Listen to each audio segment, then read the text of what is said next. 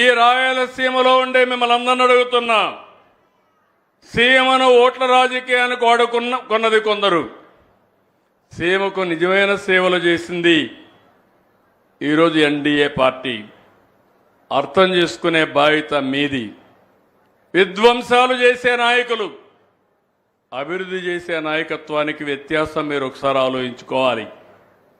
మీరు మొన్న చూశారు చిత్తూరులో, చరిత్రలో ఎవ్వరూ ఈ విధంగా 1 కేజీకి 4 రూపాయలు మామిడి పంటకు ధరించి 8 రూపాయలు ఫ్యాక్టరీలు ఇమ్మని, మీకు నష్టం వస్తే నేను కావాలంటే సహాయం చేస్తానని బలవంతంగా కొనిస్తే ఆ నాయకుడు అక్కడికి పోయి వాళ్ళ కార్యకర్త ఒక నాయకుడు 6 ట్రాక్టర్లో ఆయన మామిడికాయలు తీసుకొచ్చి ధర రాలేదని రోడ్డు మీద పోసి తొక్కిస్తున్నా అంటే ఇది రైతు ద్రోహం అవునా కాదా తమ్ముళ్ళు అని మిమ్మల్ని అడుగుతున్నా. ఇది విధ్వంసం అవునా కాదా అని మిమ్మల్ని అడుగుతున్నా. ఇలాంటి వాళ్ళు రాజకీయాన్ని అర్హతుందా అని మిమ్మల్ని అడుగుతున్నా. ఏం తమ్ముళ్ళు మీకు జ్ఞాపకం ఉందా? వివేకానంద రెడ్డి అజాత శత్రువు, నేనే ముఖ్యమంత్రి, నిద్ర లేశాను, ఒక చీటీ వచ్చింది నా దగ్గరికి. వివేకానంద రెడ్డి గుండెపోటుతో చనిపోయాడు.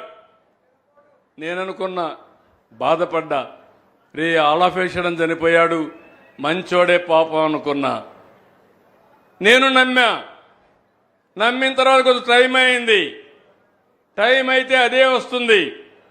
సాక్షాత్తు సిఐ అక్కడే ఉండే రక్తం అంతా కూడా రూమ్ అంతా క్లీన్ చేసి, ఈ యొక్క మనం మామూలుగా చనిపోతే డెడ్ బాడీ పెట్టే ఒక బాక్స్ తీసుకొచ్చి కుట్లు కూడా వేసి ఆ బాడీని అందులో పెట్టి క్రిమేషన్ తీసిపోయే పరిస్థితికి వచ్చారు.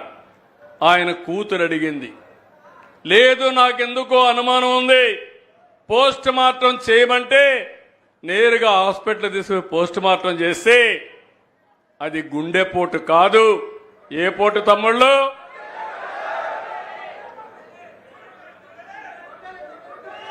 గొడ్డలి పోటు అవునా కాదా? అది అయిన తర్వాత సాయంత్రానికి మాట మార్చేసి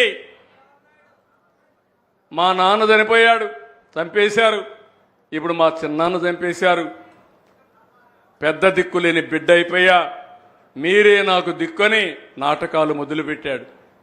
తెల్లవారైంది, నారాసుర ఏంటి అంటే తాను చేసిన నేరాన్ని ఒక ముఖ్యమంత్రి పైన నేరం వేయగలిగాడంటే తమ్ముళ్ళు మీరొక లెక్క.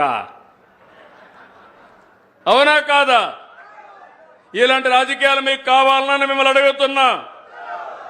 ఎన్ని డ్రామాలను అడుగుతున్నా. ఇక్కడే కర్నూలు హాస్పిటల్ గుండెపోటు లేదు, కానీ గుండెపోటు ఉందని నటించి అరెస్ట్ చేస్తానంటే అరెస్ట్ చేయనీయకుండా చేయించారు. జ్ఞాపకం ఉందా అని అడుగుతున్న నాటకం. హాస్పిటల్లో నాటకం చూశారు కదా. ఏంటి ఇలాంటి వాళ్ళు రాజకీయాల్లో ఉంటే ఎవడికి రక్షణ? ఆడబిడ్డకి రక్షణ అడుగుతున్నా. ఏ నాయకుడైనా సేఫ్గా ఇంట్లో ఉండే పరిస్థితి వస్తుందని అడుగుతున్నా. అందుకే మీరు ఇటీవల చూస్తే నన్ను ఇంకా మోసం చేయాలంటే అయిపోయింది. ఒకేసారి చివరిసారి నమ్మా. మీరు ఏం చేసినా సందేహంగానే చూస్తా, సీసీటీవీ కెమెరాలు పెడతా, డ్రోన్స్ పెడతా, తోక తిప్పితే తోక కట్ చేస్తానని చెప్పి మీ అందరికీ హామీ ఇస్తున్నా. ప్రజాహితం కోసం, నా కోసరం కాదు. రాయలసీమలో ఫ్యాక్షన్ రాజకీయాల్ని, ముఠా నాయకుల్ని ఎవరు తుదముట్టించారు తమ్ముళ్ళు? జ్ఞాపకం ఉందా? ఎవరు? నేనే చేశా. మా పార్టీ వాళ్ళని కూడా వదిలిపెట్టలా. అది తెలుగుదేశం పార్టీ చిత్తశుద్ధి. రాయలసీమలో ముఠాలు లేకపోతే రాయలసీమ కంటే మించిన ప్రదేశం రాష్ట్రంలోనే కాదు దేశంలోనే మిన్నగా తయారవుతుందని నేను నమ్మే వ్యక్తిని. ఇంకో పక్క తీవ్రవాదులు లా అండ్ ఆర్డర్ ఉంటే ఇది సబబు కాదని పోరాడితే నా మీదనే దాడి చేసే పరిస్థితి భయపడ్డానా అని అడుగుతున్నా నేను. ఈరోజు హైదరాబాద్లో మత కలహాలు సృష్టిస్తే మత సామరస్యాన్ని కాపాడిన పార్టీ తెలుగుదేశం పార్టీ, అవునా కాదా అని మిమ్మల్ని అందరిని అడుగుతున్నా. రౌడీ అనేవాడు ఉండేవాడు కాదు.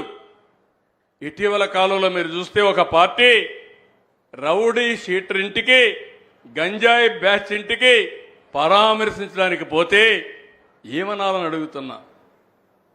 అంటే మీరు ఏం చేసినా రాజకీయ ముసుగులో మేము వదిలిపెట్టాలన్న తమ్ముళ్ళు అని అడుగుతున్నా.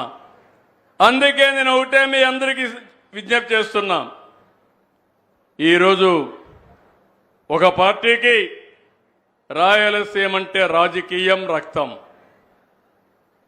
అదే నాకు సీఎం అంటే నీళ్లు, మీ భవిష్యత్తు. ఈ విషయం మీరు గుర్తుపెట్టుకోండి.